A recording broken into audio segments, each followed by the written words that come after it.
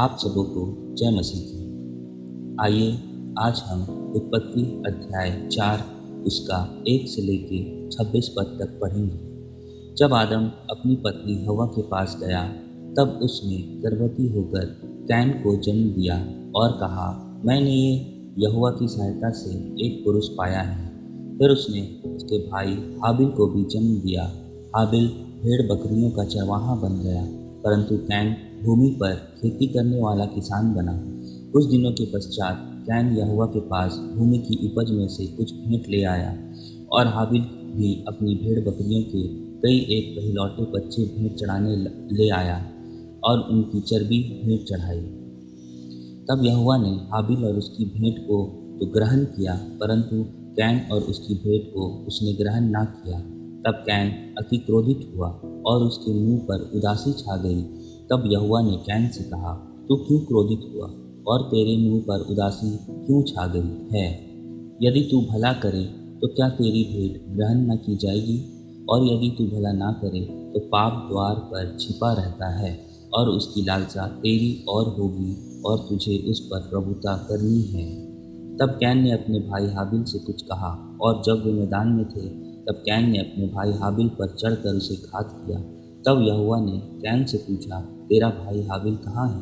उसने कहा, मालूम नहीं। क्या मैं अपने भाई का रखवाला हूँ? उसने कहा, तूने क्या किया है? तेरे भाई का लहू भूमि से मेरी ओर चिल्लाकर मेरी दुहाई दे रहा है। इसलिए अब भूमि जिसने तेरे भाई का लहू तेरे हाथ से पीने के लिए अपना मुंह खोला है, उसकी ओर से तू शापित है। चाहे तू भूमि पर खेती करे तो भी उसकी पूरी उपज फिर तुझे ना मिलेगी, और तू पृथ्वी पर भटकने वाला और भगोड़ा होगा। तब कैन ने यहोवा से कहा, मेरा दंड सहने से बाहर है। देख, तूने आज के दिन मुझे भूमि पर से निकाला है, और मैं तेरी दृष्टि की आड़ में रहूँगा और पृथ्वी पर भटकने वाला और भगोड़ा रहूँगा, और जो कोई मुझे पाएगा मुझे घात करेगा। इस कारण यहोवा ने उससे कहा, जो कोई कैन को घात करेगा उससे 7 गुना बदला लिया जाएगा। और यहोवा ने कैन के लिए एक चिन्ह ठहराया, ऐसा ना हो कि कोई उसे पाकर मार डाले।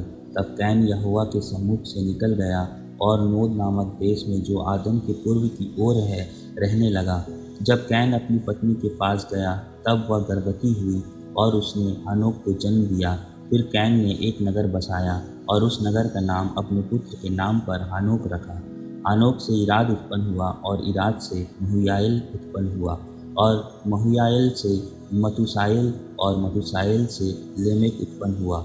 लेमेक ने 2 स्त्रियां ब्याह ली, जिनमें से एक का नाम आदा और दूसरी का सिल्ला था। आदा ने याबाल को जन्म दिया। तब तंबुओं में रहना और पशुपालन इन दोनों रीतियों का प्रवर्तक हुआ, और उसके भाई का नाम यूबाल था।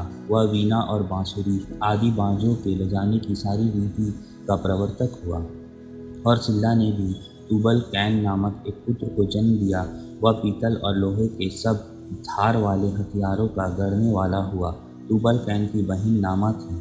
और लेमेक ने अपनी पत्नियों से कहा, हे आदा और हे सीला, मेरी सुनो। हे लेमेक की पत्नियों, मेरी बात पर कान लगाओ। मैंने एक पुरुष को जो मुझे चोट लगाता था, अर्थात एक जवान को जो मुझे घायल करता था, घात किया है। जब कैन का बदला 7 गुना लिया जाएगा तो लेमेक का 77 गुना लिया जाएगा। आदम अपनी पत्नी के पास फिर गया और उसने एक पुत्र को जन्म दिया और उसका नाम यह कह के सेत रखा, परमेश्वर ने मेरे लिए हाबिल के बदले जिसको कैन ने घात किया एक और अंश ठहरा दिया है। सेत के भी एक पुत्र उत्पन्न हुआ और उसने उसका नाम एनोस रखा। उसी समय से लोग यहोवा से प्रार्थना करने लगे। आमीन।